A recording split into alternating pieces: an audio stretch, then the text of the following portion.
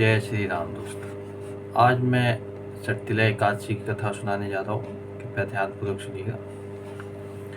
सटतिला एकादशी ये माघ के कृष्ण पक्ष की एकादशी का व्रत है, तो कृपया ध्यानपूर्वक सुनिए। एक समय दालव्य ऋषि ने पुलस्त ऋषि से पूछा कि महाराज, पृथ्वी लोक के मनुष्य ब्रह्मादि हत्यादि महान पाप करते हैं, पराये धन की चोरी तथा दूसरे की उन्नति को देखकर ईर्ष्या करते हैं, साथ ही अनेक प्रकार के व्यसनों में फंसे रहते हैं, फिर भी उनको नरक प्राप्त नहीं होता। इसका क्या कारण है? वह न जाने कौन सा दान पुण्य करते हैं जिससे उनके पाप नष्ट हो जाते हैं।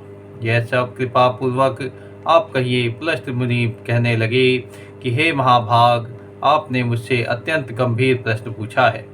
इससे संसार के जीवों का अत्यंत भला होगा।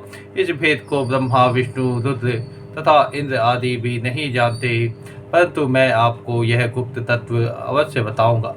माघ मास के लगते ही मनुष्य को स्नान आदि करके शुद्ध रहना चाहिए और इंद्रियों को वश में करके तथा काम, क्रोध, लोभ, मोह, अहंकार, ईर्ष्या और द्वेष आदि का त्याग कर भगवान का स्मरण करना चाहिए। मुख्य नक्षत्र में गोबर, कपास, तिल मिलाकर उनके कंडे बनाने चाहिए। उन कंडों से 108 बार हवन करना चाहिए और उस दिन मूल नक्षत्र और एकादशी तिथि हो तो अच्छे पुण्य देने वाले नियमों के ग्रहण करें। स्नान आदि नित्य क्रिया से निवृत्त होकर सब देवताओं के देव श्री भगवान का पूजन कर और एकादशी का व्रत धारण करके रात्रि जागरण करना चाहिए। उसके दूसरे दिन धूप, दीप, नैवेद्य आदि से भगवान का पूजन करके खिचड़ी का भोग लगावे। तत्पश्चात पेठा, नारियल, सीताफल या सुपारी सहित अर्घ्य देकर स्तुति करनी चाहिए। भगवान, आप तीनों दिनों को शरण में देने वाले हैं, इस संसार में फंसे हुओं का उद्धार करने वाले हैं। पुण्यकाक्ष, हे विश्व भावन, हे सुब्रमण्यम, हे पूर्वज, हे जगतपते, आप लक्ष्मी सहित इस तुच्छ अर्थ को ग्रहण करें।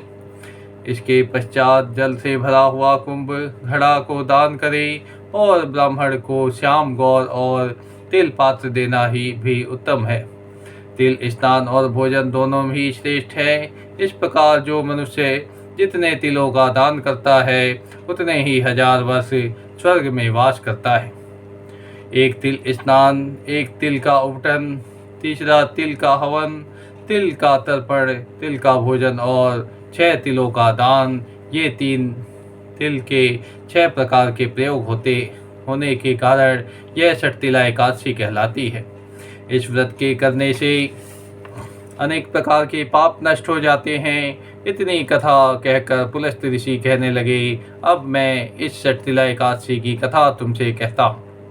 एक समय नारद जी ने भगवान विष्णु से यही प्रश्न किया और भगवान ने सटतिला एकादशी का महात्म नारद जी से कहा, सो मैं तुमसे कहता हूँ। नारद जी कहने लगे कि भगवान, सटतिला एकादशी का पुण्य होता है और इसकी क्या कथा है, सो मुझसे कहिए। भगवान कहने लगे, हे नारद, मैं तुमसे आंखों देखी सत्य घटना कहता हूँ। तुम ध्यानपूर्वक सुनो। प्राचीन काल में मृत्यु लोक में एक ब्राह्मणी रहती थी। वह सदैव व्रत करती रहती, इससे उसका शरीर अत्यंत दुर्लभ हो गया। यद्यपि वह अत्यंत बुद्धिमान थी, तथापि उसने कभी देवताओं या ब्राह्मणों को निमित्त अन्न या धन का दान नहीं किया। इससे मैंने सोचा कि ब्राह्मणी के व्रत आदि से अपना शरीर शुद्ध कर लिया है, अब इसको विष्णु लोक तो मिल ही जाएगा, परंतु इसने कभी अन्न दान नहीं किया है, इससे इसकी तृप्ति होनी कठिन है। ऐसा सोचकर मैं एक भिखारी बनकर मृत्युलोक में उस ब्राह्मणी के पास गया और उससे भिक्षा मांगी। वह ब्राह्मणी बोली कि महाराज, आप यहाँ किस लिए आए हैं? मैंने कहा, मुझे भिक्षा चाहिए। इस पर उसने एक मिट्टी का ढेला मेरे भिक्षा पात्र में डाल दिया। मैं उसे लेकर स्वर्ग में लौट आया कुछ समय पश्चात वह ब्राह्मणी भी शरीर त्याग कर स्वर्ग में आ गई। उस ब्राह्मणी को मिट्टी का दान करने से स्वर्ग में सुंदर महल मिला, परंतु उसने अपने घर को अन्नादि सब सामग्रियों से शून्य पाया। घबरा कर वह मेरे पास आई और कहने लगी कि भगवान, मैंने अनेकों व्रत आदि से आपकी पूजा की, परंतु फिर भी मेरा घर अन्न आदि से सब वस्तुओं से शून्य है। इसका क्या कारण है? मैंने कहा कि पहले तुम अपने घर जाओ, वहाँ देव स्त्रियाँ तुम्हें देखने के लिए आएंगी। पहले उनसे षटतिला एकादशी का पुण्य और विधि सुन लेना, तब द्वार खोलना। मेरे वचन सुनकर वह अपने घर गई। जब देव स्त्रियाँ आई तो द्वार खोलने के लिए कहा तो ब्राह्मणी बोली कि आप मुझे देखने के लिए आई हैं, तो षटतिला एकादशी का महात्म कहिए।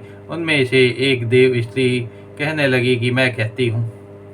जब ब्राह्मणी ने षटतिला एकादशी का महात्म सुन लिया, तब उसने द्वार खोला। देवांगनाओं ने उसको देखा कि न तो वह गंधर्वी है और न ही असुरी है, परम पहले जैसी मानुषी है। उस ब्राह्मणी ने भी उनसे के कथनानुसार षटतिला एकादशी का व्रत किया। इसके प्रभाव से वह सुंदर और रूपवती हो गई। उसका घर अन्न आदि समस्त सामग्रियों से युक्त हो गया। अतः मनुष्यों को मूर्खता त्याग कर षटतिला एकादशी का व्रत और लोभ न कर तिलादि का दान करना चाहिए। इससे दुर्भाग्य, दरिद्रता तथा अनेक कष्ट दूर होकर उनको मोक्ष की प्राप्ति होती है। बोलिए विष्णु भगवान की।